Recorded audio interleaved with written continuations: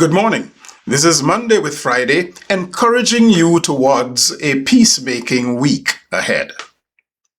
Heather McGhee has authored a fantastic book entitled The Sum of Us, with the byline, What Racism Costs Everyone and How We Can Prosper Together.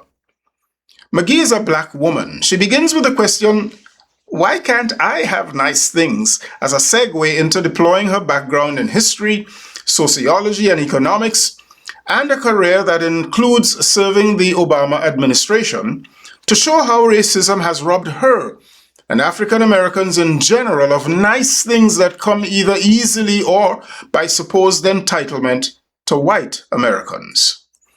McGhee argues that racism harms everyone, not only people of color, because the false belief that progress is a zero-sum game leads American legislators and policymakers to reject public investments that could benefit all.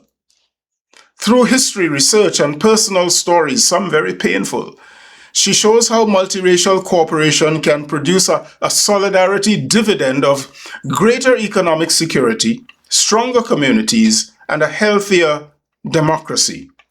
Now, racism and racist policies don't exist only in America. A whole debate, or should I say imbroglio, arose in Trinidad and Tobago recently when some persons of African descent cried foul when the University of Trinidad and Tobago hosted an event to mark Emancipation Day 2026, which included Indian cultural content. For some, the objections stemmed from the inclusion of Indian culture per se in something considered quintessentially and exclusively African. For others, it was a deeper suspicion that there was a dishonest attempt to equate indentureship, whereby Indians were brought to Trinidad and the Caribbean for paid labor, as miserable as that might have been, with slavery, whereby Africans were brought to the Caribbean for forced, unpaid labor and sheer brutalization. The perceived attempt to equate the two, indentureship and slavery, felt like a trivialization of slavery and a deceitful attempt at nullifying the trauma and residual disadvantage descendants of enslaved persons still feel anywhere the Atlantic slave trade had prevailed. Racial divisions are wreaking havoc in the United States, in Trinidad and Tobago, and are never far beneath the surface, from the United Kingdom and Europe on the East Atlantic shores to Guyana on the west. The recently concluded World Cup football tournament elevated race issues as international. Now, it's not only race that is dividing us. Class, economics, education, political affiliation, religion, ideologies, sex, gender, language, and geographical origins all divide us. Those who believe in a creator should wonder if this creator sits somewhere beyond our galaxies, shaking his, her, or its head, wondering what the heck has happened to humankind and how foolish we have become. I am one of those Christians who subscribe to the motto, in essentials, unity, in non-essentials, liberty, in all things, charity. I've seen Christians disagreeing and disputing with and then demonizing other Christians over non-essentials, debatables. Beyond that, since when in America there is room only for conservatives and none for liberals? Since when there is room only for capitalists and none for socialists? Since when there is room only for Republicans and none for Democrats? Since when only Republicans can be Christians and Democrats are devils? Since when there is room only for Christians and none for Muslims? Since when there is room only for whites and none for blacks or people of color? Since when there is room only for cisgendered straight, but no room for any sexual minority? Since when there is room only for people born in America and none for those born elsewhere? Now, those aren't rhetorical questions because there is an answer. Since when?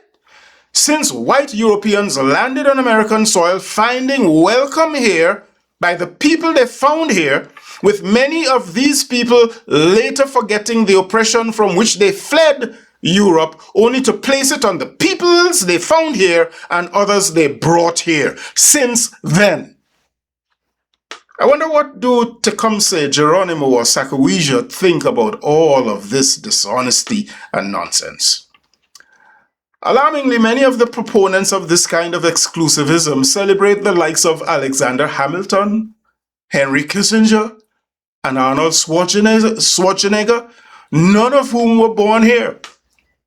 Nancy Mace, South Carolina Congresswoman, has introduced a bill to debar persons not born in America from serving in government. I'm trying hard not to accuse the Congresswoman of being as despicable as her bill or as a constitutional ignoramus. Even if there weren't 7 of her Republican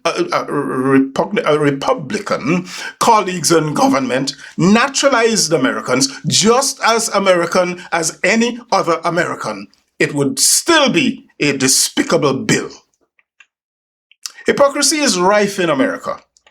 Many people voted for a despicable, corrupt, sexual offense convict and multiple fraud felon, same person, instead of a qualified candidate so as to own the gays.